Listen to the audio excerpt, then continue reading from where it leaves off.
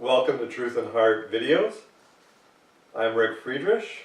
For those who have ears to hear and good soil to grow properly the seed of truth, grace and peace to you in Jesus Christ our Lord. So I decided to pause my series on real superheroes of history to focus on the grand point of this series, especially before I cover one of the most controversial heroes and circumstances. The question arises in everyone's heart and mind in many ways. What is the answer to life's biggest mystery? And I really am not exaggerating in this. The question involves many subjects that all tie into the one simple but profound answer. The greatest controversies in all history are directly or indirectly tied to these related questions. For example, the existence of evil. These are all related questions. As a realist and a foundationalist, I care little to squabble over words or forms of things or issues that don't relate to the heart of the matter in life.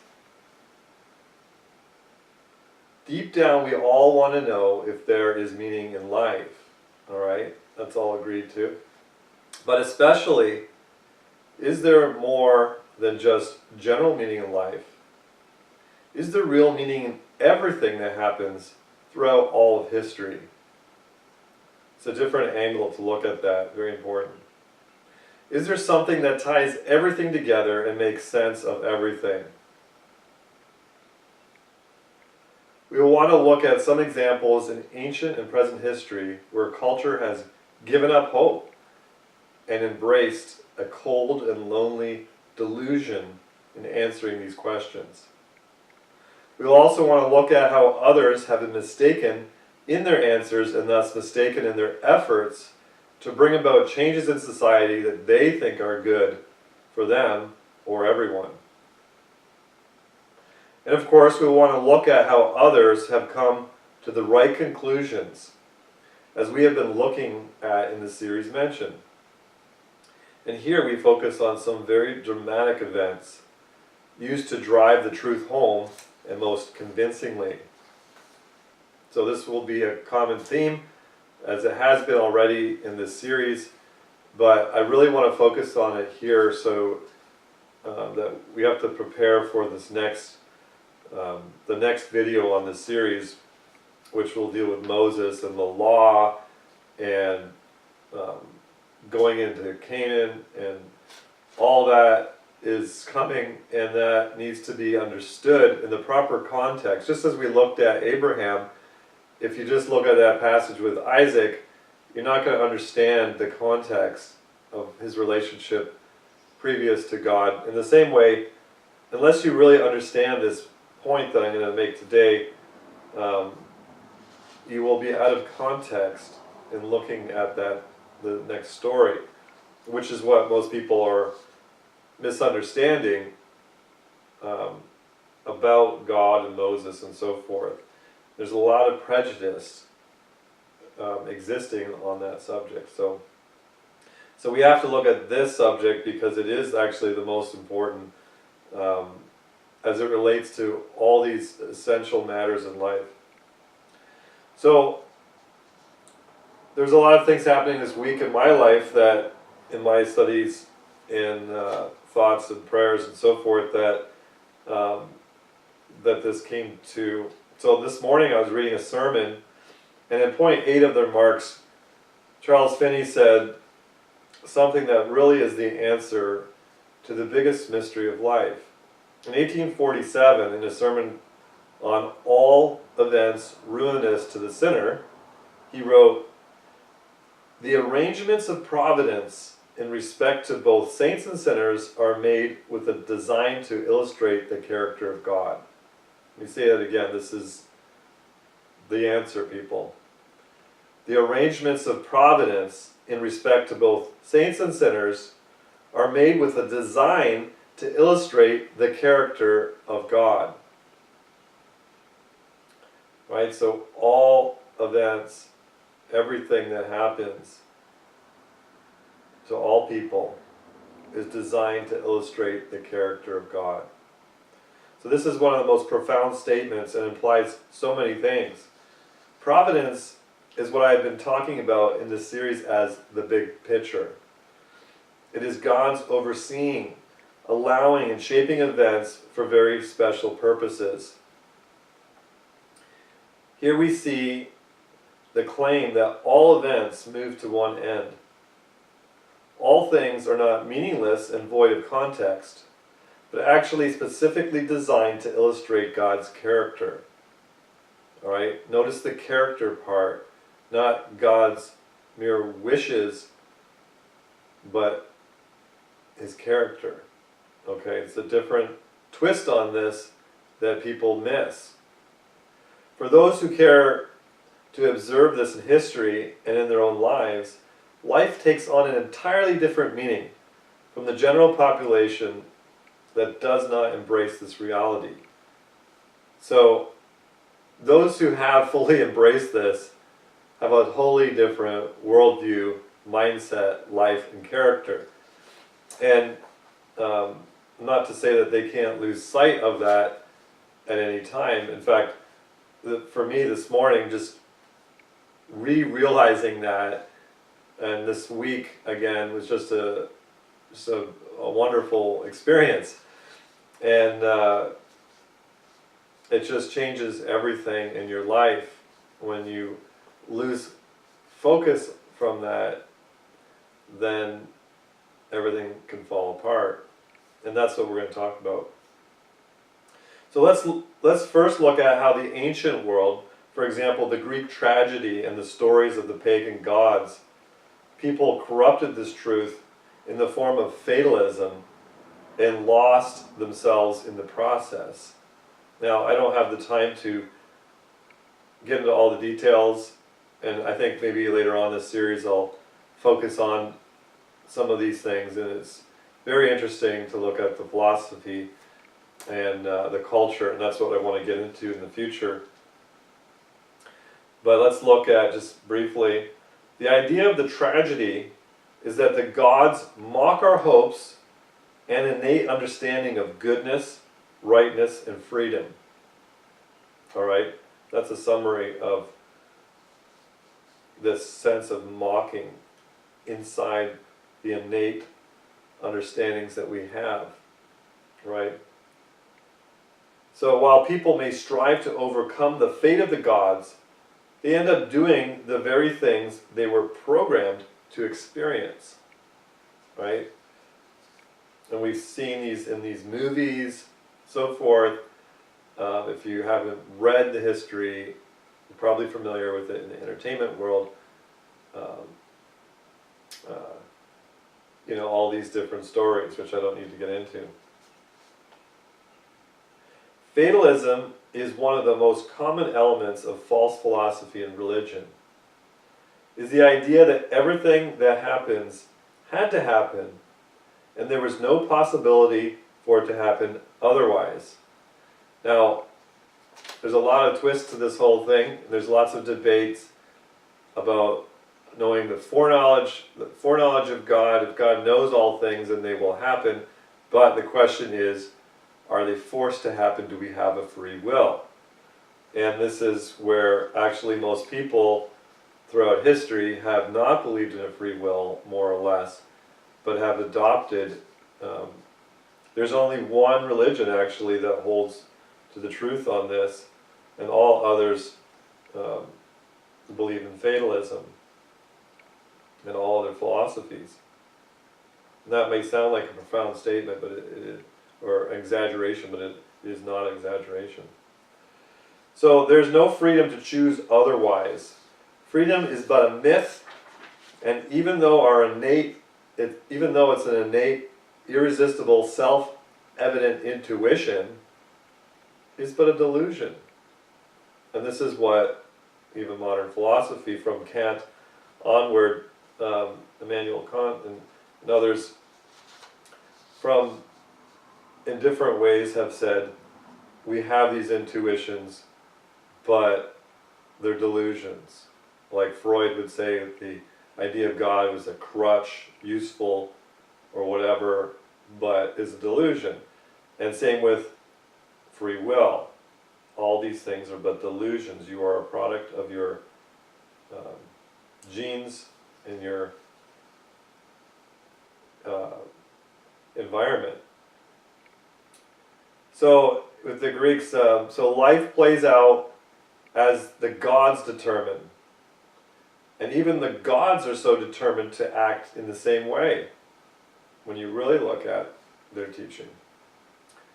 Added to this was the idea that the gods were selfish, just as man is for the most part.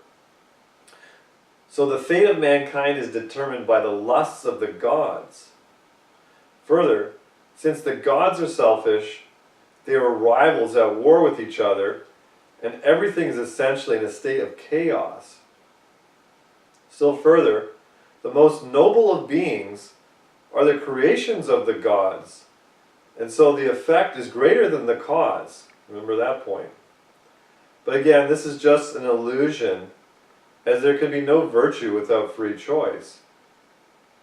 Further, the gods and most noble of humans are at best a mixture of both good and bad, so that ultimate good is but another illusion, and thus there can be no ultimate standard of right or wrong.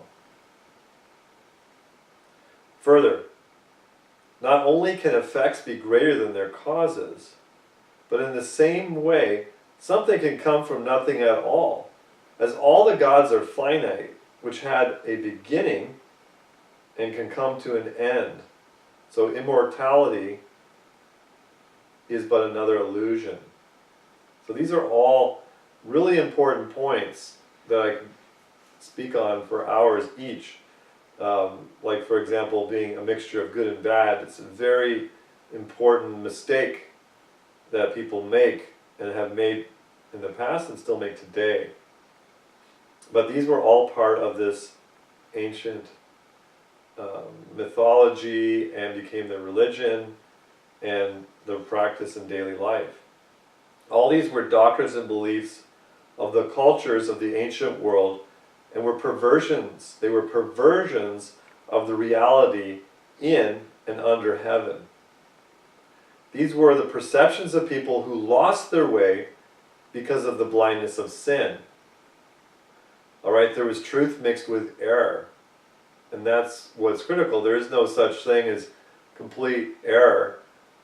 There's always an element of truth in it. So just as there was truthful points in their fatalistic system, in other words, God was part of our lives, so they perverted, though, who God was and the conflict that he has with the devil, and also everything else. Like, obviously God never had a beginning. They said that the gods were creations. Well, you can't have something from nothing. That doesn't make any sense. Anyway, these grossly mistaken perceptions did not go away and still dominate the worldviews today, even though they are made more palatable or politically correct. At first, Disney took the ancient stories and tidied them up to be less offensive to the Christian culture of the time. But over the years, the culture plummeted to the depths of the present day, and the entertainment world has practically embraced the ancient levels of depravity, while outright mocking the true God of heaven and all things pure and righteous. So this is what I want to get into in my book, Subterfuge Culture, that is going to go into all the areas of our culture, both historically, how we've lost our way, and also in the nature of it itself. So I won't go into that in detail right now. At the same time, in the same sort of way, this ancient fatalism took hold of so-called academics and led to the idea of meaninglessness in philosophy, art, and morals, and politics, and what have you. If God existed, it really didn't matter, as the divine being was not involved in our lives. Nature was in fact the real force behind all things, and evolution will have its way no matter what you desire to the contrary. All things are fated by our genes and by our environment. No one is in control, but the madness of contradictory philosophers that dream up such delusions.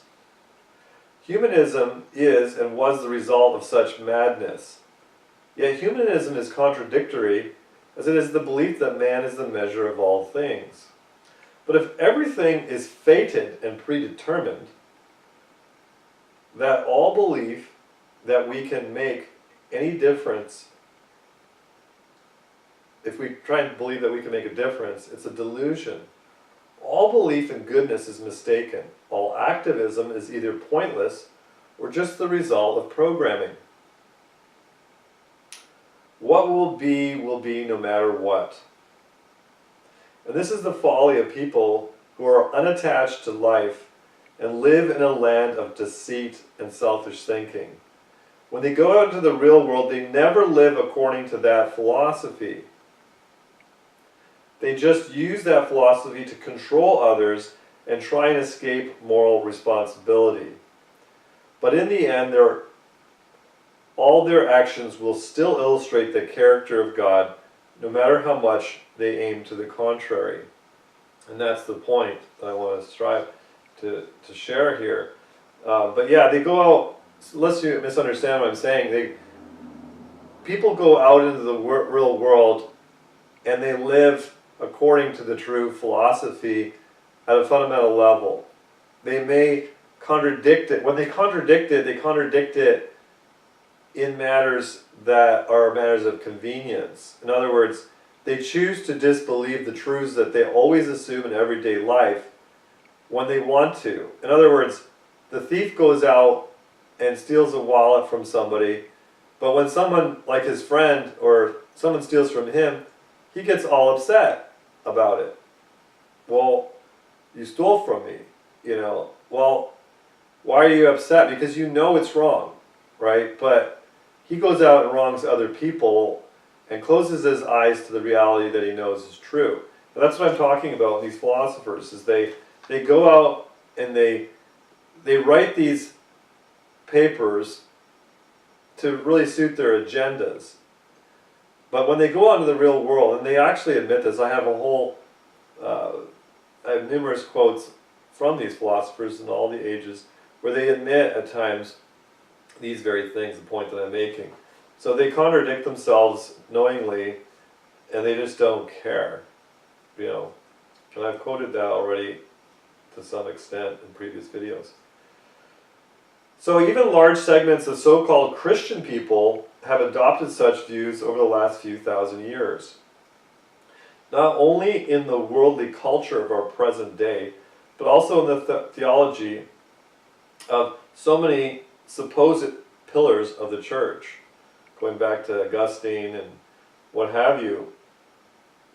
The idea of predestination has infiltrated large numbers of those who call themselves Christians.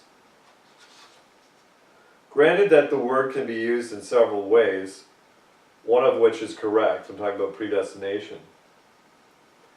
But I speak here of the idea that resembles and is virtually identical to the ancient fatalism above mentioned. While not believing in finite godism, that there's many gods that were essentially came into being, this is not what any Christians really believe, although Mormons call themselves Christians and believe that. So while not believing in finite godism for the most part, that is, there are many created gods, much of the rest of the ancient paganism was and is still embraced more or less.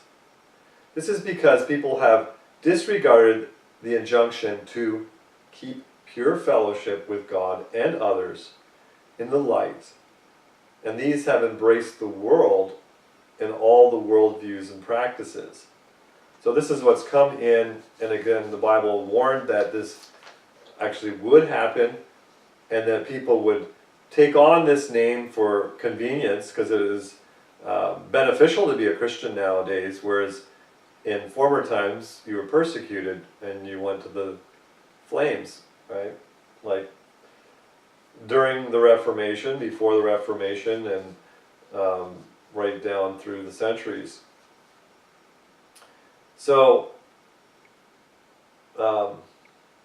in all these and many other groups or people, we find the same sort of beliefs, that there is no real God in heaven that is actually holy, good, just, believing, or loving, but rather an impersonal force that is not loving, reasonable, or free, and controls all people and events and deceives people to make them think things are different. And that's a loaded statement as well. First of all, the majority of this world actually believes in an impersonal force, whether they are atheists that would believe in, so it's kind of like you have atheism proper that believes in a force of nature of some sort, or you have spiritual atheism, which is pantheism and related ideas, that there's this force, Star Wars type of thing, that is impersonal. It has no real free will, and it has no personality as we have, and it doesn't feel and experience things in that way, but it is a force composing both good and bad together, if that was possible. But this is actually the majority of what people believe in all the Eastern religions, and has become a popular fad in the Western culture as well.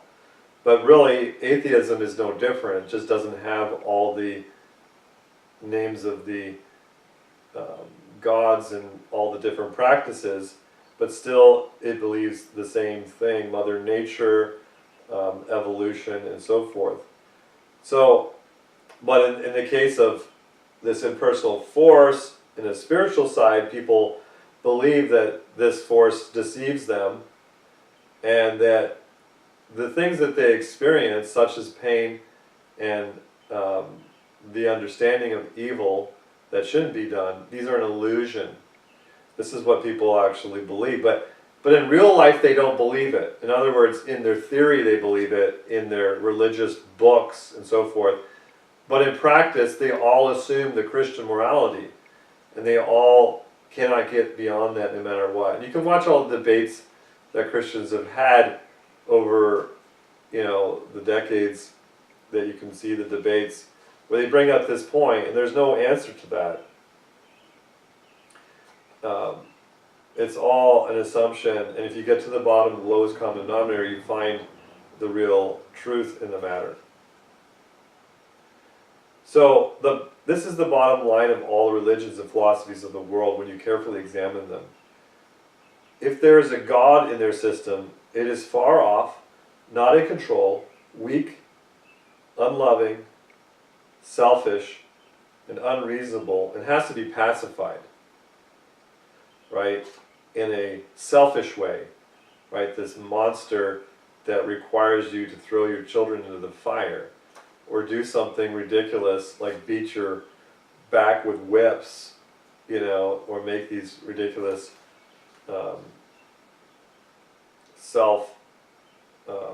brutalizations, whatever.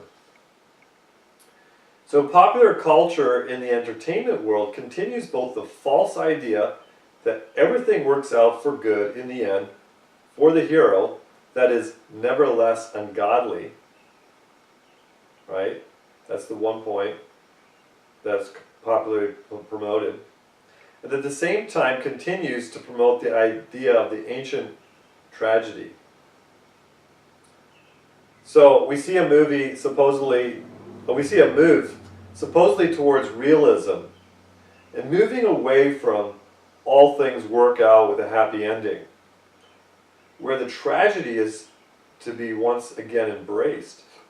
So you see this now more and more, reality shows, and this is becoming more of what people want to see, but they still mix in, in deceitful ways. In fact, PhD philosophers are behind some of the most popular shows like The Simpsons, and they weave in all this philosophy in there, and it's deliberately there to keep you watching and then to fall into their godless philosophy. But anyway, these two trends is what I want to point out. People are moved along in a storyline that leads them to such a conclusion. And so the first one, the happy ending, the point that I wanted to make is that people are, they're deceived because they know deep down that there should be a happy ending to everything. And in fact, there will be. For the righteous, though, not for those who are mixed or ungodly. And this is where, in the earlier days of our culture, in the last 100 years, I'm talking about, where you have the happy ending. Well, this was only palatable to Christians who believed in a happy ending, and so they wouldn't be able to tolerate the tragedies of today back then, because they would have recognized that this is not true. So what they did, though, was they intermingled. They gave you your happy ending, but the hero was a mixed character. He wasn't a godly person. This is what I'm talking about in the real superheroes of history, in contrast to the idea the real heroes are the godly types that really are on God's side. Instead, the entertainment world has brought out this idea of the hero is somebody who is a hero in themselves, or through some other source their goodness comes, or that they're not really good. And so this trend moved towards darkness, like I've talked about, and now the idea is ripe for tragedy to come in, and so we see, for example, the Sons of Anarchy paints a picture of a biker gang apparently just trying to get by and taking care of their own. Kids are born into it and know nothing else but this family and their trade. A son of the founder grows up assuming many things that are different than what they really are. He wrestles with the injustice in his own camp and the things that they're doing. And then he learns of the fate of his dead father. He rises to the top and then finds himself eventually doing the same things that he opposed in the one he overthrew. He learns that his father had eventually rejected the core belief of the gang. When he realized the whole implication of everything, he actually wrote this book and so forth. But then he finds out, the father does this, and the son finds out that his father had come to this place and then killed himself. He couldn't get out of it, so he kills himself, right? And in the end, the son racks up so many evils and has to deal with these contradictions that he sees no way out but to do the same thing. And that's how it ends. And so, in no case do you have the idea that there is any hope outside of man. The man is to solve his own problems, and in the end, destroys himself. And so this wasn't just an entertaining show to draw in people that would not normally think along those lines, but it brought in these philosophical concepts and drove you into this sympathy, and what does it do? It encourages you to do the same thing. It really does. Because in no case there is no indication of God being there and having an alternative to these outcomes. And so all these shows and movies and books and so forth are constantly filling your head with a false view of reality, and that you have only one choice, and it's really fatalistic. And it's really humanistic. You solve your own problems. But in the end, look at the mess that we're in when we do that. So in the same way, there are many who hold to the same philosophy in many respects. People see injustices and greedy people at the top, right? Controlling the masses throughout history. You know, there's all these conspiracy theories, who rules the world, and what have you, and so forth. So they put forward many efforts to try and change the political parties. I am going to join the Democrats, I am going to join the Republicans, and I am going to fight them because they're the evil ones, and if we just get our party in, everything will be fine, right? Or, when that fails, they abandon the fake two-party system and hope to overthrow the system itself. They value the freedom of the will above all things, right? Libertarianism, anarchism, and all these different isms, you know, feminism, free choice, free, you know, all this, my rights, right? They fight for their rights and believe knowledge is the savior, right? But what really is their end? This is all these people are just operating at the surface. They don't get down to the bottom of things, they don't care to, because ultimately what is their end? More of the same, isn't it? The very things, like this Jackson, son of anarchy, fighting so hard to get rid of his leader, and then finally becomes him himself, and then becomes his dad himself. And so this is the same thing with all these people. They're just in a less controlling position, and ultimately they want the same ability to sin, in essence. They want that same control and that same luxurious life. They may say otherwise, but that's the way they really are. So unless we go deeper than that, what most of these people, what most of these people get into, we just fall into the same game of the ages. We need to get to the bottom, and that is what this video is about. So there are two types of people in this world, and this is what the bottom line is. This is what we have to get to. Again, the foundation point. That's where we need to begin before you get to who did what, when, and what do I do in this world. You have to start at the beginning. So there's only one race. There's not races. There's one race, the human race. And it is not a division of physical characteristics, but rather a spiritual quality of two types of people in this world. There are good and bad people, right? We can all say that. Oh yeah, they're good and bad people. But those are rather ambiguous terms, are they not? What if I told you that the word in the Greek New Testament for good means kakos, and it's the same word translated as wicked? Or bad means both evil and bad. And people don't get it that a bad person is evil and wicked, and a good person is just the opposite. So or righteous or unrighteous, saints or sinners, the holy or the unholy, etc. These are the categorizations in the Bible and in reality. There are two kingdoms in this world, but they are spiritual kingdoms, not physical kingdoms. Remember, Jesus said, "My kingdom is not of this world." And Pilate was like, "Well, what are you talking about? Huh? You're a king?" And he's like, "Yeah, I was born as a king."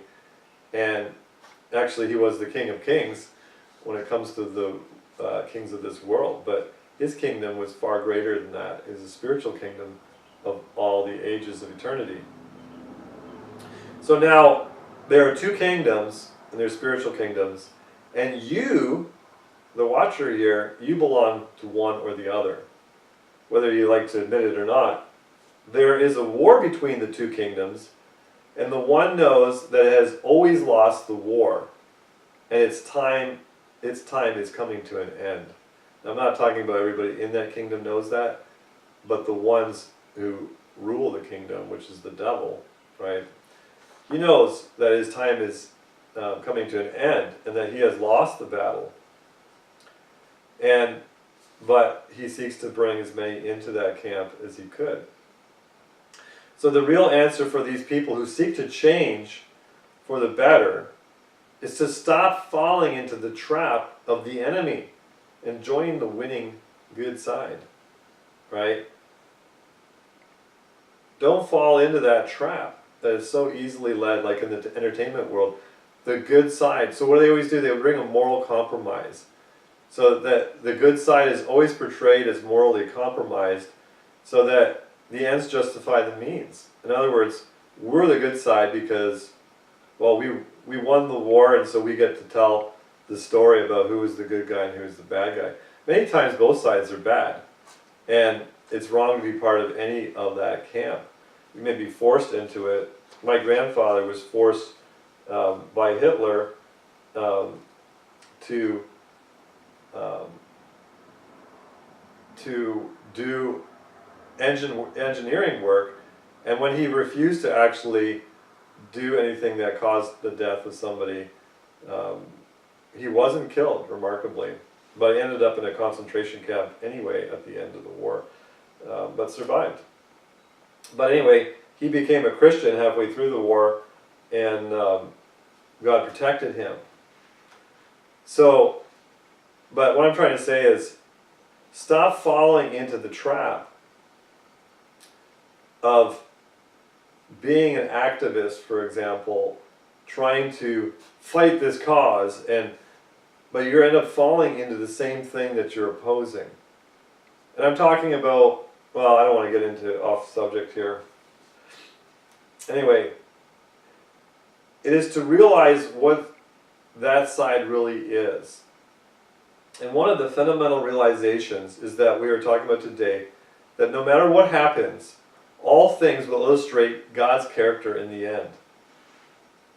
So this is very important, that no matter what happens, who rises up, who oppresses who exploits who, in the end, God's character will be revealed. You may not see the extent of it right now or understand it, but it will be revealed. And that's what we have to first realize, because it changes everything.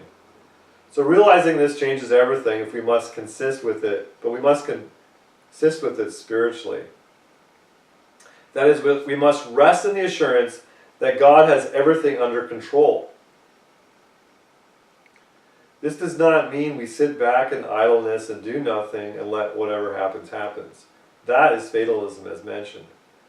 What I'm talking about is coming to the place spiritually where the Apostle Paul came to when he said in Philippians 4:11-13, I don't say this out of need, for I've learned to be content in whatever circumstances I am. Whatever circumstances I am. I know both how to have little, and I know how to have a lot. In any and all circumstances, I have learned the secret of being content. Whether well-fed or hungry, whether in abundance or in need, I am able to do all things through Him who strengthens me. And this was my grandmother's favorite verse. Now, the key is, it's not that he learned how to be content in and of himself, because man isn't the measure of all things. Man isn't the basis. He is but a creature that is but a speck of dust, here today, gone tomorrow, and is not the grounds of all things or anything. But what did he do? He had the grounds in Jesus Christ, who strengthened him, who gave him that courage and that realization of the truth, the winning war, and the influence of the Spirit in his life, that was an ever-present reality, like I talked about, in the presence of God. And so he had that contentment. And this is something that's very appealing. No matter what you might disagree with, you might have some other philosophy that I contradicted what I said earlier on, but in the end, I ask you deep down in your conscience, do you have that peace that you know that you are missing in your life? No, you don't. Do you have that contentment? No, you're trying to force it upon yourself, but you can't. And the more you go on, the more you oppose the truth of reality. And so there is only one way to achieve that, to realize that, as I mentioned. And this is what was so appealing to me. Not that I saw people around that experienced that before I became a Christian. I didn't even know of that, really, because nobody displayed that. But when I actually read about people that had, and I realized well, I'm going to talk about this in a minute, but I realized these things, then it changed my life and my perspective and my heart. So there's a deep truth at the bottom of this that I wish to go over here. And that is, if we are truly God's people, and that means we are really holy as he is holy, pure as he is pure, righteous as he is righteous, etc., then we can be content no matter what happens to us, and that he will work all things out for our good, as he says in Romans 8:28. So I want to read that again, which I've definitely mentioned before, and this is a favorite amongst Christians, but they often neglect to realize the detail even in that verse itself. So it says, what? For we know that God works together for the good of those who love God, those who are called according to his purpose.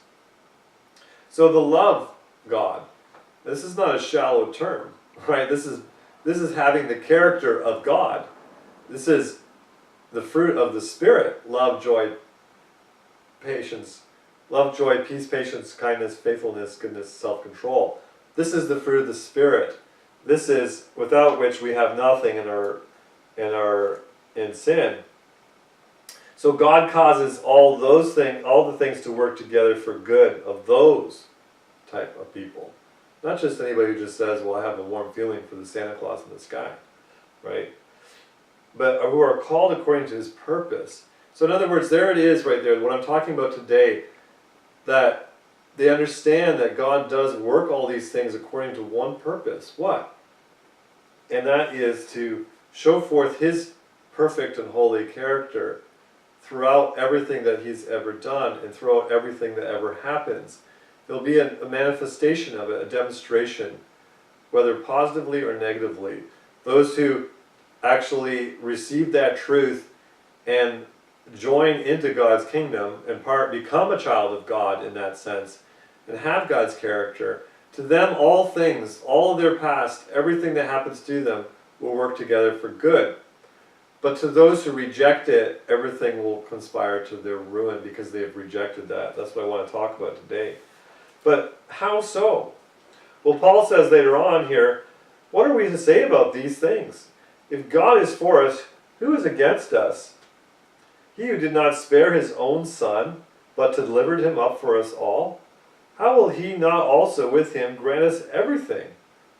Now that's, again, one of the most amazing promises and realizations of the Bible. If God didn't spare his own son, he wasn't going to spare anything from us that we needed. Nothing. So who can bring an accusation against God's elect? God is the one who justifies. It is God who is the one who judges us and knows our hearts. No one else, truly. Who can bring an accusation in that way? Who is the one who condemns? Christ Jesus is the one who died, but even more, has been raised. He also is at the right hand of God and intercedes for us. So there he is. He's not far away from a distance, not knowing what's going on. He intercedes for us. He's very much involved in our lives. So again, who can separate us from the love of Christ? can affliction or anguish or persecution or famine or nakedness or danger or sword? As it is written, because of you, we are being put to death all day long. We are counted as sheep to be slaughtered. Well, Rick, that doesn't sound very happy and positive and working towards your good. Well, that's the big truth that I've been trying to portray all along here in this series, especially with Job, starting with Job and then with Joseph, where these things that temporarily that are great evil against us, if we were in and of ourselves, that would be considered a great evil. And indeed they are. Those who do such things to anyone are committing a great crime, and you can't deny that. But if we let that be the only perspective of the matter, like if Joseph let that happen when he was thrown into the pit and sent off to Egypt and then ended up in prison for years, if he just dwelt on that and just thought that was the whole purpose, the world would have been a lot worse off. But instead, he persevered, and God made him the top of the world. And so, these things, we can be slaughtered all day long, for the truth of God, for the love of people, even our enemies, telling them the truth and they hate it. So even in that, the love of God can stay with us, and all these events that happen to us still can bring a greater good than if they didn't happen. It sounds weird, but it's true. So no, in all these things, we are more than victorious. Whoa, you can win a battle, but you're actually more than victorious. In other words, well, I'm not saying that this is what he meant, but you can not only not be overcome by those present and their evil plans to destroy you, but God can actually take that event and use it beyond your life to bless many others, like the blood of the martyrs was the seed of the church. And so many took courage to stand up for the truth, turn away from their godless ways, when they saw people have that great love even till death. And they were ready for heaven, and they couldn't wait to be with God. Obviously they didn't want them to persecute them, but they certainly embraced it in a way that is so foreign to anybody today. He says, we're more than victorious through him who loved us, right? It is the love of God that makes us able to rise above all that. For I'm persuaded, he is persuaded, he has this perspective that I'm saying in this very, very video. He's got it locked down in his soul, and he's abiding in Christ. He says, for I am persuaded that not even death or life, angels or rulers, things present or things to come, hostile powers, height or depth or any other created thing will have the power to separate us from the love of God that is in Christ Jesus our Lord. And so that's the thing. This world is not the end, people. It's just the beginning. So it's a continuation on. He wasn't afraid of whatever came because God was in control. And so God blessed this man as he did so many others that I want to go through in this series, and today talk about a few of them a little bit. So that's the thing. In the end, if we get a hold of that and truly embrace that, then we will be truly free, and we can be truly content and ready for every good work and every evil thing. Like, remember Job, his wife said, after he was so brutally attacked the first time, his wife says, why don't you just curse God and die and get it over with? And she missed the whole point. But Job said, can I receive only the good from God? Can I receive the bad? Because ultimately, even the bad things that happen to us are for our good. We may not understand it even in this whole life. We might not ever see it. But ultimately, it works for our good. And we see that the longer we go in our lives, that the things that we thought were bad God turned it around if we were patiently trusting Him. So this does not mean all things work for good for those who don't believe and are God's children in character and spirit, right? Because the exact opposite is true for them. In fact, just the opposite is the case. All things are ruinous to them as they have and continually reject the truth and ways and purposes of God and try to create their own selfish reality. Just like I said, these philosophers and these people who promote these godless ways and in themselves become miserable, commit suicide and what have you, because they see their great misery, especially as they reflect upon their own character and the hollowness and the contradictions of their lives. So all these things conspire against them because they're all good things that God intends for them to praise God for, to thank God for. And when they don't, these things become a curse to them. They were intended as a blessing, but a rejected blessing becomes a curse. And that is a very important principle that you must understand. So there are two types of people that the scriptures tell us about throughout, in which we all know deep down the good and the bad, right? It's just, I think, people's definition of good is too shallow for the most part. There are times where there were only a few good people in the world, and the rest were sinners. In opposing God, no, they were sinners that even were completely wiped out. So I'm sure in that day there were many who called themselves good, but they were part of the bad. But like in Noah's day, he wiped out the whole world and only saved Noah and his family. So if you do believe the Bible, you have to swallow that and realize that was a reality. And this has happened at times more or less. So I suppose that the idea of tragedy is in the fact that people persist in opposing God and end up having to exist forever in their perverted character and choices. Now that's a pretty strong statement, and it's believed by almost no one nowadays, but that is the truth. That is true misery indeed. But even this does not thwart God's plan, and all things will reveal His character and thus give Him glory. And that's again what I'm going to bring everything back to.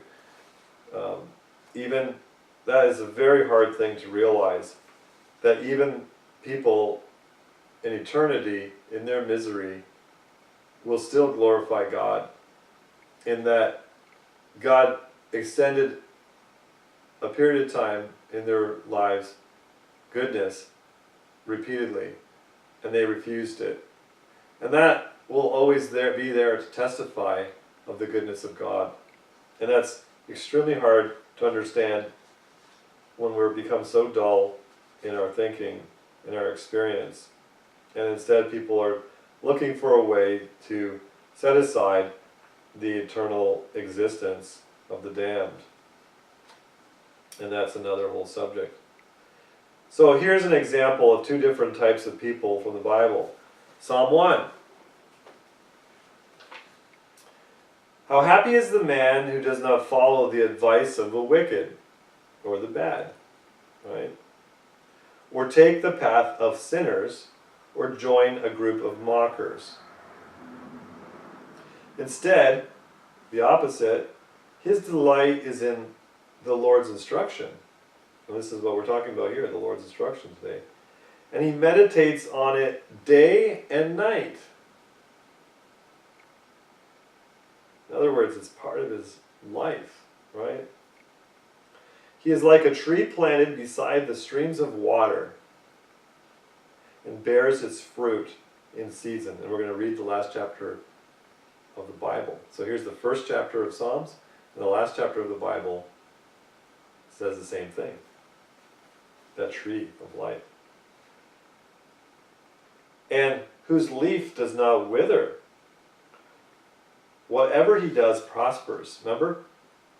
You might not see the effects of the prosperity of the righteous, right? But it will prosper because the Lord will make it prosper, and we can trust in that. The wicked are not like this. Instead, they're like chaff that the wind blows away, like dust. They come and they go, right? Therefore, the wicked will not survive the judgment, and sinners will not be in the community of the righteous. Well, wait a second, Rick. I thought we're all sinners. Well, here's a distinction between the righteous and the sinners, right? So there's a difference here. Like it or not, it's not popular theology today by any means, but it's the reality. If you believe the Bible, that's what it says. For the Lord watches over the way of the righteous, but the way of the wicked leads to ruin. So there we have again the central truth of what I'm saying here. He watches over the way of the righteous. He makes all of his ways for good, Romans 8:28, like I said. And even the past actions of sin, he can turn around for good in some way or another, which is hard to even understand that. But he can turn all these things. He watches over, he intercedes, he supersedes everything. But the wicked, the way of the wicked, leads to the ruin of others, their influence, and the ruin of themselves. Right? Now, again, going along the lines of what we've been saying, we continue to read the second psalm. Right? So the second psalm is very specific, where that was more of a generality. Now this gets really specific. So why do the nations rage or rebel? Right? Why do the nations rage, conspire, and the peoples plot in vain? Right? Why do they do this? And this is the truth. You talk about conspiracy. You know, you see, I watched Anonymous, right? Who are obviously Jesuits in disguise. Look at the mask, they're wearing the Jesuit mask, and they're promoting all that philosophy of the Jesuits, right? So, and they said, who's really ruling the world? Well, in the end, people are missing the point. It's the devil who's actually giving the seed of all the evil that is done in this world. But the Lord allows it, and that's the key. Anyway, that's the side point. But the kings of this earth take their stand, and the rulers conspire together against the Lord and his anointed one. Let us tear off their chains and free ourselves from their restraints. So here's, at the lower level, the peasants like us, like you and me, who are watching these videos and trying to do something. At the lower levels, people are trying to throw off their chains and free themselves of the restraints. But the higher levels, they're doing the same thing too. And they're trying to do that away from God. And this is what it says. You know, why do these nations? And we're going to look at one of them today, briefly. But they conspire together. This is what's happening. They enact all these laws and treaties to oppress the people, but also primarily to go against the Lord, to fight, because they're inspired to do that by their grand leader. And so, he also has his priests, right, who are the ones that are his ministers that go around really controlling the events of today, behind the scenes. But few people want to talk about that. So the one enthroned in the heavens laughs, and the Lord ridicules them. Then he speaks to them in his anger and terrifies them in his wrath. I have consecrated my king. on Zion, my holy mountain. So, now here again, he laughs at them. They think that they're in control. Like we look at the ancient king of Babylon, and he's all high and mighty because he wiped out all these other nations. And the Lord laughs at him and thinks, you think you are the one who did this, but I only allowed you to have this power to do this. And so he then speaks to them in their time, in their place, in his anger, and terrifies them in his wrath. So he said, I will declare the Lord's decree. And he said to me, you are my son, today I have become your father. Ask of me, and I will make the nations your inheritance, and the ends of the earth your possessions. You will break them with the rod of iron, you will shatter them like pottery. This we see at the end of Revelations, where that's reinforced. So now, kings, be wise, receive instruction, you judges of the earth. Serve the Lord with reverential awe and rejoice in trembling. Pay homage to the Son, or he will be angry and you will perish in your rebellion. For his anger may ignite at a moment, at any moment.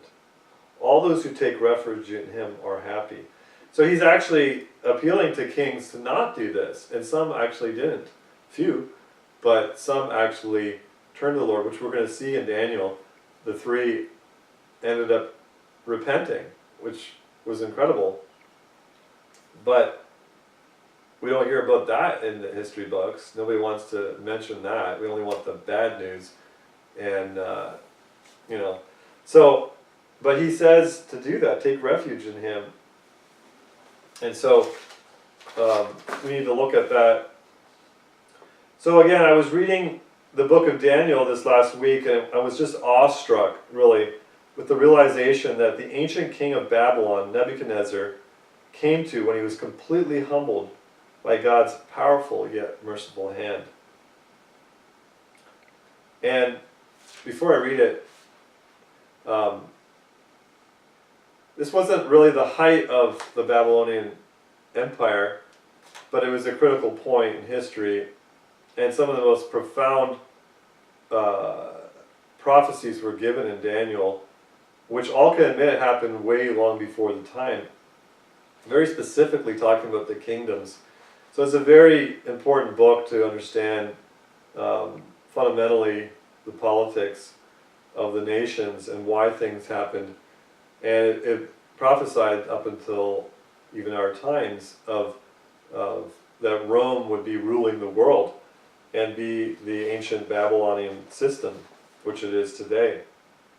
So King Nebuchadnezzar was again a proud king, and he already had some dealings with the Lord, but he hadn't come to a place of thorough realization and humility before the Lord. And so it comes to happen that he has this dream and this experience again, a second time now, where something remarkable happens to him. So all this happened to King Nebuchadnezzar at the end of 12 months. As he was walking on the roof of the royal palace in Babylon, the king exclaimed, "Is this not Babylon the Great that I have built by my vast power to be a royal residence and display my majestic glory?" While the words were still in the king's mouth, a voice came from heaven. "King Nebuchadnezzar, to you it is declared that the kingdom has departed from you. You will be driven away from people to live with wild animals, and you will feed on grass like cattle for 7 periods of time, until you acknowledge that the Most High is ruler over the kingdom of heaven, and he gives it to anyone he wants." Now this was already said to him previously by Daniel, and he still didn't receive it, even though he knew it was a good source. And at that moment, the sentence against Nebuchadnezzar was executed. He was driven away from people. He ate grass like cattle. And his body was drenched with dew from the sky until his hair grew like eagle's feathers and his nails like birds' claws. But at the end of those days, I, Nebuchadnezzar, looked up into heaven, and my sanity returned to me. So this is what I'm talking about. This is true sanity. Like Paul says. He says in 1 Corinthians, I want to read this before I continue on. 1 Corinthians 15, come to a sober and right mind and stop sinning. For some have no knowledge of God, he says. So, he says, do not be deceived. 1 Corinthians 15, 33. Do not be deceived. Bad company corrupts good morals. Come to your senses and stop sinning. For some people are ignorant of God. I say this to your shame. So coming to your senses is coming back into realization of the truth. So there's a moral insanity that we easily fall into when we live in this world as moral agents, treat other people as moral agents, but then live in relation to God as if we're not moral, as if he doesn't exist. So this is Nebuchadnezzar coming to his senses, and he returned to his sanity. Then I praised the Most High, and honored and glorified him who lives forever. For his dominion is an everlasting dominion, and his kingdom is from generation to generation. This is what he had to realize. All the inhabitants of the earth are counted as nothing, and he does what he wants with the army of heaven and the inhabitants of the earth. There is no one who can hold back his hand or say to him, "What have you done?" So these are very profound statements, and for this guy to be the top of the world, to come to that realization, took a lot for him to do that. And this is what Pharaoh failed to do, right? He did not receive the rebukes of God. He resisted them to the end. But Nebuchadnezzar actually didn't. He did receive them. So, all the earth is counted as nothing. And his dominion is an everlasting dominion. He's always been in control. He's the King of Kings and Lord of Lords. And it's from generation to generation. It doesn't matter what generation. You have to accept it. And he does what he wants with the armies of heaven and the inhabitants of the earth. And then it says more along those lines that he controls the kingdoms. He sets up kingdoms and sets them at naught. And so you can get frustrated with Trump or Obama or Clinton, Bush, whoever is in power in the United States, who's the ruler of the world, supposedly. But have you ever thought of the fact that we get what we deserve? That it is actually God trying in his mercy to awaken us, both with good stuff and with bad stuff, to say, hello, wake up. This is happening for you to awaken. And there's all sorts of purposes involved. So the same sort of thing happened to those after Nebuchadnezzar in remarkable events and revelations. God is indeed in control of those in the highest power, even if we may not understand all the details of how that happens or why it happens. This doesn't mean he forces these people to do what they do, but he allows them to rule for various reasons. All will reveal his character in the end. But how does this reveal his character, you ask? God uses many different means to oppose evil and awake us to goodness, his goodness. Many a king and kingdom has been used to punish a nation or rebuke evils, and in the end also be wiped out for their evil actions in God's timing. This may seem difficult to understand, and I really can't get into all those details like I will hopefully in the future. These are summary statements, so please, in your anger towards me right now, moment of Rick hate here, realize that I can't get into all the details right now. But it is about the prejudices and lusts of the people, right? People and kings believe what they want and very easily make serious decisions based upon their prejudices. So they can easily hear a whisper from the devil through another person at the right time and just go with it and make all sorts of decisions. People are in the hands of the king like nothing. The kings are in the hands of the Lord like nothing. It's easy to enlist their prejudices, as we see some examples of this in the scriptures where such has happened. But it's not God who is forcing anybody to sin. He tries to prevent people from sinning. He gives them warnings. He gives them all sorts of things. Just like you in your life have been warned many times not to do these actions that you continue to do. So in the same way, God will lead you around in ways that suit His purpose.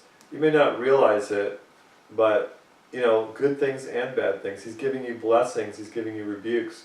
But don't interpret the rebukes as evil intended, as I did, which I want to talk about in a minute.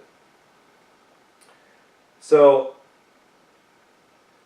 God is aware of all that and allows the wicked to wipe out each other and humble them.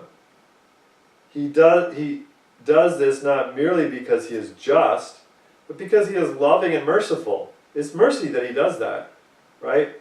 Without such humbling, people would not stand corrected as Nebuchadnezzar was. And He even rebukes His own people if they go astray. And you can't fight that. You must not fight that.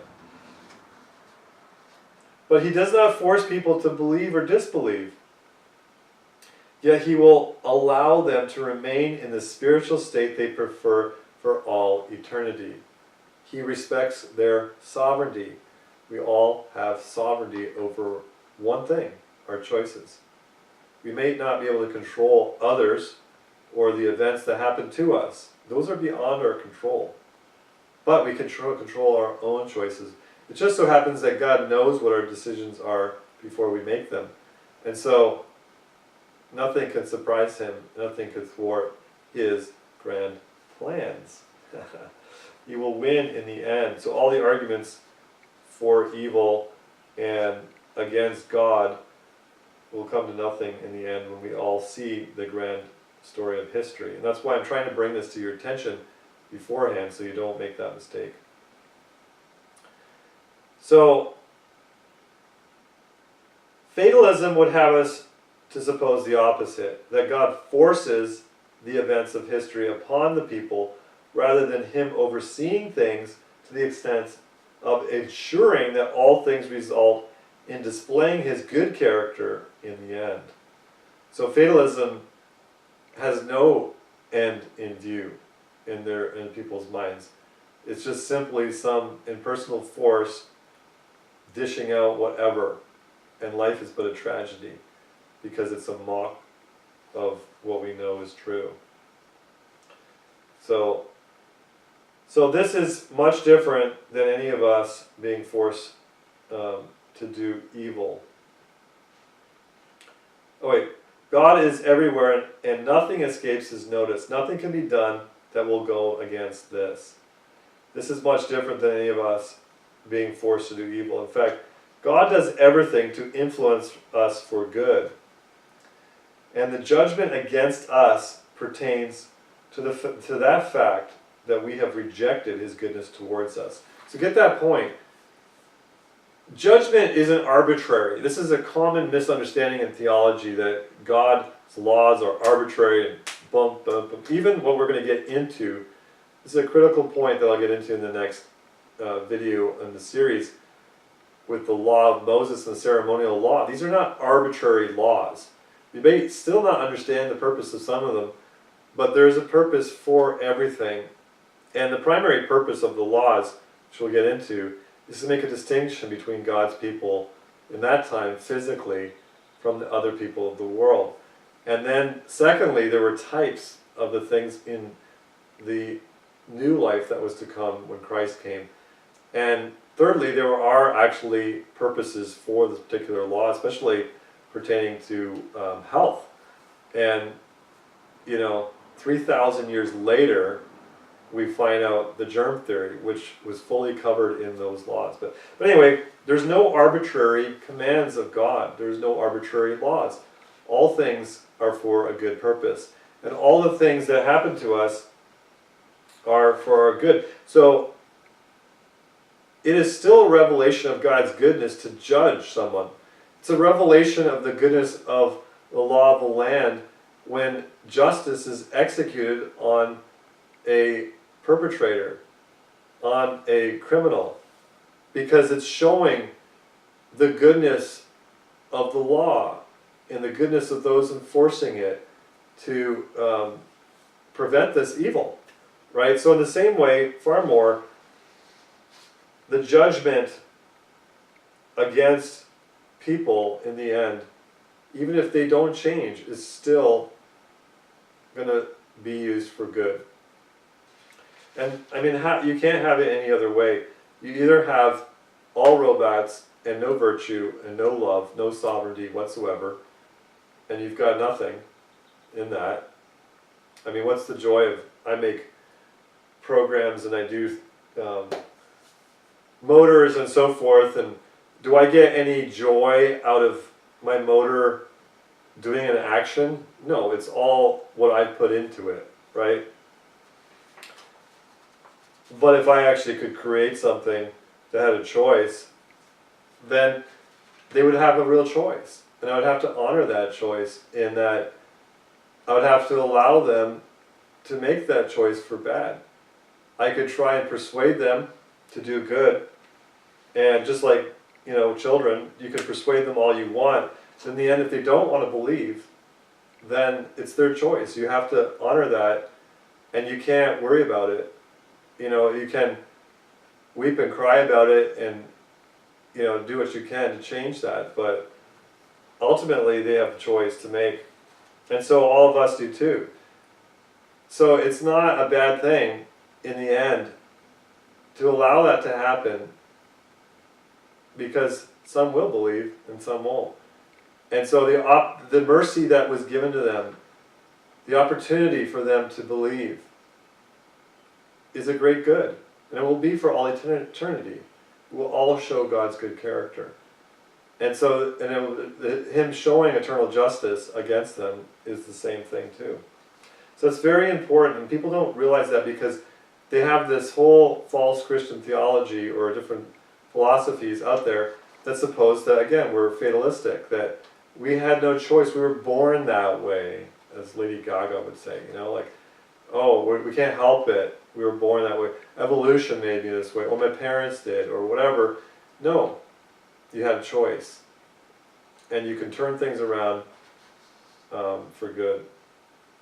So this is what finally arrested my heart 26 years ago. I was so frustrated, angry with my life, that I felt everything was against me. I had a lot of things happen to me. A lot of things in my family. And it was tragic in that sense, right? Things were against me. And yet, things that I went through were nothing compared to what so many others, even in this world, go through. But typically, in American culture or Canadian culture, I had some things that would be considered a tragedy. And I was indoctrinated in the secular school system, which was essentially humanistic, secularistic, and the church I went to didn't really make any efforts to care about me. I was the hopeless one, right? And I was the struggling student, getting into trouble, and my sister was the goody-goody, older than me, and I was the failure. So all these things were against me, and then I got in with the bad crowd. I actually became the bad crowd, and people got in with me, and I was doing all these things. And then I tried to just do whatever I wanted to do, right? Because essentially, I wanted the freedom to do what I wanted to do. I mean, wasn't everybody else doing the same thing? I said, why should I limit myself? But in that, I found nothing really worthy. Sure, you have thrills and excitements. Sure, you have temporary fleeting pleasures.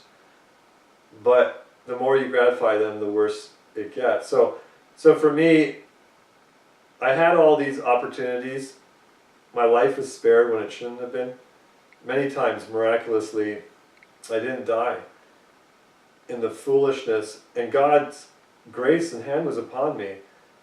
And then what happened was, He tripped up my way in many ways, until finally enough clicked, and I actually read these things in the Bible for the first time, even though I had heard about the Bible and been exposed to it. I never really read it with any seriousness. And so that's what really, it was God tripping up my way in kindness, showing me how foolish my path was, right? It was just realizing that, just looking at the big picture again. And, you can say, well, you're just an extremist, Rick, you go from one extreme to the other. And that's what people were saying at the time, and they'll still say that today. In fact, I was just mocked for trying to do everything to the glory of God by another supposed Christian. And that was truly amazing. Call an extremist for that. But anyway, it wasn't extremism at all. It was just realizing the big picture. That which I assumed was evil was a good to me. But it would have remained evil to me if I never accepted such as mercies. Alright? It would have forever, I would have looked back and, oh yeah, that guy did that to me, and that thing happened to me, and I was getting so full of anger. I remember I was a mechanic. When I was 16, I started becoming a full-time mechanic. And I remember having this temper, and I would throw my tools and so angry. And God took away that anger when I saw these things, and I learned His love. And it changed everything in my life. So, but they would have just built up more and more if I had never received that, as mercies from the Lord. So all such goodness towards me, both positively, in acts of obvious kindness, and negatively, in frustrating my way, would conspire towards my ultimate ruin if I continued to reject such the right way. People can break bones and think it was all against them and their plans, but it was the mercy of God in rebuking their idol in answer to the prayers of others. These kinds of things are the kinds of things that happen to me. We are so narrow in our selfishness that we do not care to look at the big picture. But the love of God is beyond our understanding, and His ways are past our estimation. We just can't get it, and we never will, and we just have to come to grips with that. But we can see glimpses of it here and there, more or less. So in other circumstances, as a Christian, I had to struggle in many ways to see what God wanted to show me. Some of the most terrifying or trying experiences can bring about so much good if we just rest in God. This is what happened, as I showed with Joseph being sold off into Egypt and being in prison for years until God made him the Savior of the world. And similarly with Job, as I said. He lost everything and experienced something that no one ever did, and was attacked by friends as being an evil monster, Job was. But all this was to bless countless millions throughout the ages. It wasn't even for Job. It was for all of us that we benefited. It went way beyond Joseph and Job and their family and friends. If we just let God do His work in our lives and trust Him, then He can do the same in our lives. We just have to realize that we will never fully understand why things happen, as we cannot see the future or even much of the past. Now, we can read about what's going to happen in the future and know that and get an idea. But we can rest in that confidence that God is in control of all things. Or we can dread the fact that we have rejected that and will experience the exact opposite of ultimate misery. So in Isaiah 3:10 and 11, it says, "Tell the righteous that it will go well for them, for they will eat the fruit of their labor. Woe to the wicked, it will go badly for them, for what they have done will be done to them. It will come back upon them. What you sow, you reap." That's exactly it. The last book of the Bible is very telling in these matters. It reveals the great love of God for everyone if they but get on the good and winning side. Not just the winning side, people, the good side. Right? People today assume the majority must be right and on the winning side. But just look how filthy that side has demonstrated themselves to be. Look at our culture. For example, when in the world have we destroyed a whole ocean? We've completely contaminated the whole ocean with our foolish technology that has been so pointless, unnecessary, and only justified for the purpose of warmongering. Look at that. I mean, does that not tell you that there's something fundamentally wrong with our culture, our world today? But there's so many other things that we were doing. We were destroying ourselves. And we, like I said, polluted the earth. Environmentalism is not my religion, but it's a very easy thing to point out, which everyone can agree with, that we have done so much evil for our greed. So what is really the right side here? Do you want that filth? No. So take courage and be patient and look upward and backwards throughout history and see the merciful hand of God for you. This is what He offers you right now for a limited time, if you have eyes to see and really care about your destiny. You are really the one, the only one, who will determine your fate. You can let the events that were sent your way for good bless you or ruin you.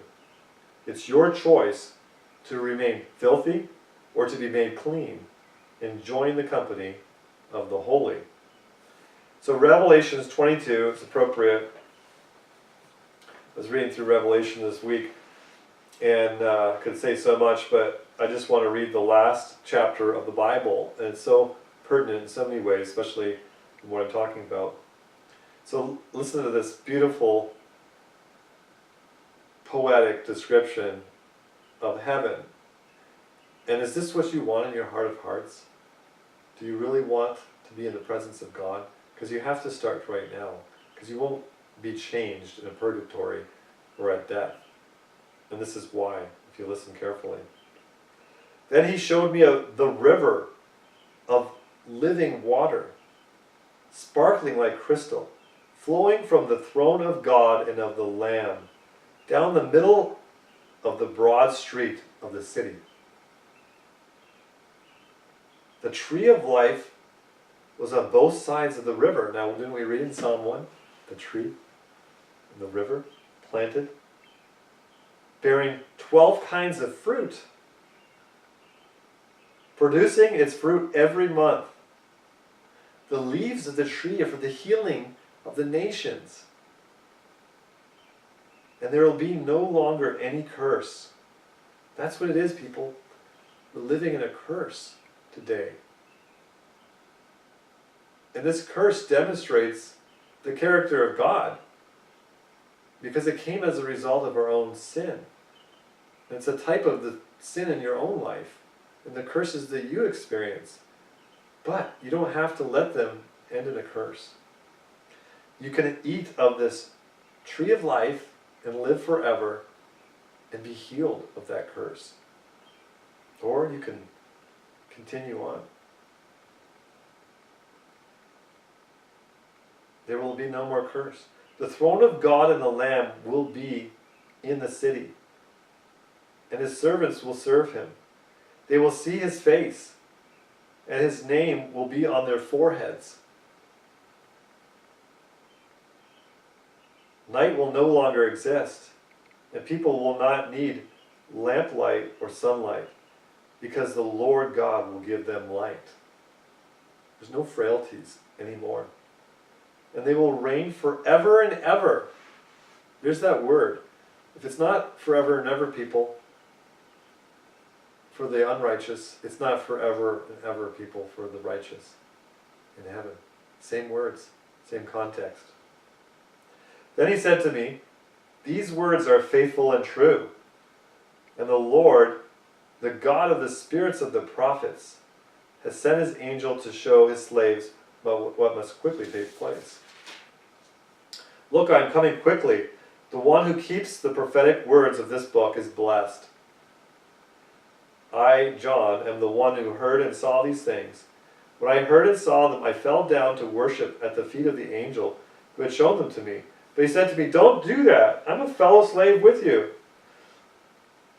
Your brothers, the prophets, and those who keep the words of this book, worship God." Right? He also said to me, "Don't seal the prophetic words of this book, because the time is near." Now get this. This is critical right here to understand, according to what I'm saying today. "Let the unrighteous go on in unrighteousness. Let the filthy go on being made filthy. Let the righteous go on in righteousness. Let the holy go on being made holy." So they continue in that state that they die in. You don't change afterwards. There's no opportunity. It's an emphatic statement, and it's emphatically stated throughout the scriptures, but especially here. Let them go on. They are going to continue on. They come into a new state where their character continues. And that is a huge subject in itself. "Look, I am coming quickly, and my reward is with me, to repay each person according to what he has done. I am the Alpha and the Omega, the first and the last, the beginning and the end." Of course, this is Jesus, as he says in a minute. "Blessed are those who wash their robes, so that they may have the right of the tree of life and may enter the city by its gates." So, wash their robes. Rick, what are you trying to say? That's self-righteousness. No, this is what he said. You must wash your robes. Put away the filthy robes. Put on the robe of Christ. And have his righteousness. And have his character. Not in name only, not figuratively, but in reality. Have really white robes. Washed robes. So that they may have the right to the tree of life and may enter the city by its gates. So, the atonement, the sacrifice of Christ, it wasn't to get you to go to heaven, people. It was to get you to have God's character. God doesn't want unrighteous. He's not going to allow unrighteous people into heaven.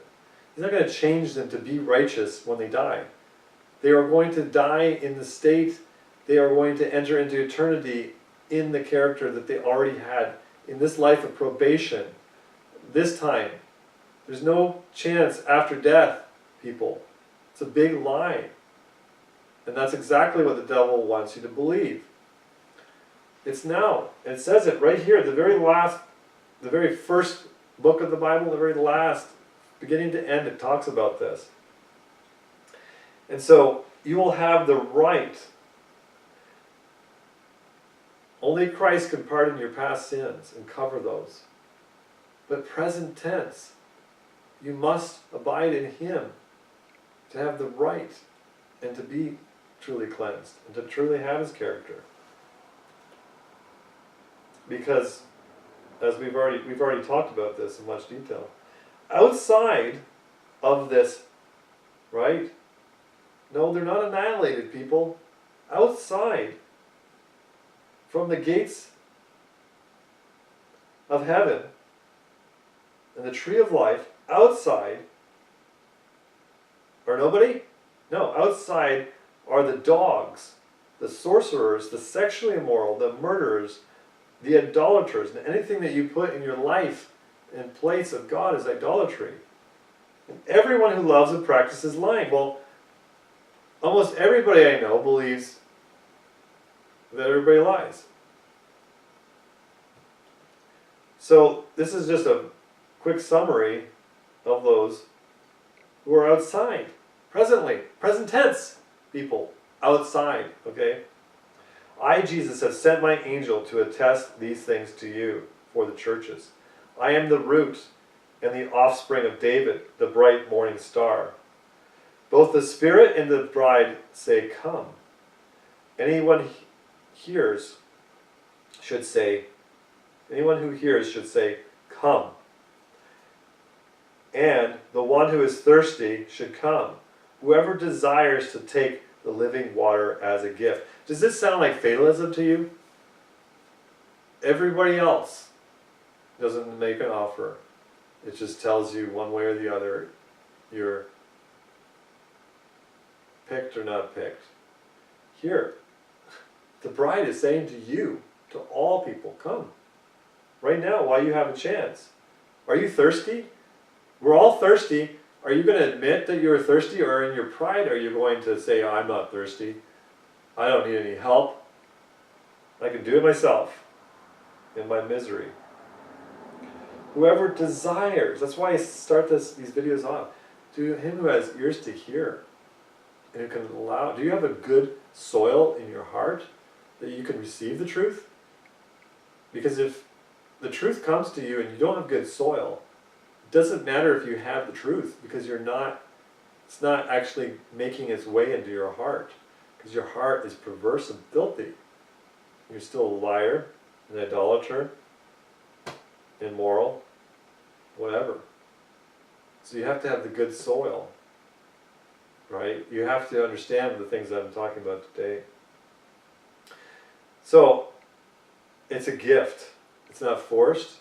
You're not predestined. Yeah, God knows that who will believe, but you're not, in the strong term of the word destined, you're not forced. You know, you're not programmed. It's a gift. Program is not a gift. If I write a program, it's not a gift to the chip. The chip has no recognition of that. I testify to everyone who hears the prophetic words of this book. If anyone adds to them, God will add to him the plagues that are written in this book. And if anyone takes away from the words of this prophetic book, God will take away his share of the tree of life and the holy city written in this book. He who testifies about these things says, yes, I am coming quickly. Amen. Come, Lord Jesus. The grace of the Lord Jesus be with all of the saints. Again, the holy ones. Is there such a thing as saints? Do they have to wait until they die for years for the Catholic Church to call them a saint? Huh? That's all backwards, people. You're either a saint or a sinner. You're either holy or you're unholy. So how appropriate, this was the song that came to mind. Praise and exalt and glorify the King of Heaven. Daniel 4:37. I didn't even realize. So that is exactly the context of what we're talking about. I'm going to sing it again. Second time I'll sing a song in front of the camera here. Praise to the Lord, the Almighty, the King of creation. O my soul, praise him, for he is thy health and salvation. O ye who hear, now to his temple draw near. Join me in glad adoration. Praise to the Lord, who all things so wondrously reigneth. Shelter thee under his wings, so gently sustaineth. Hast thou not seen how thy desires e'er have been granted in what he ordaineth? Praise to the Lord, who doth prosper thy work and defend thee. Surely his goodness and mercy here daily attend thee. Ponder anew what the Almighty can do, if with his love he befriend thee. Praise to the Lord, oh let all that is in me adore him. All that hath life and breath, come now with praises before him. Let the Amen sound from his people again. Gladly for we adore him. Amen. Thank you for watching.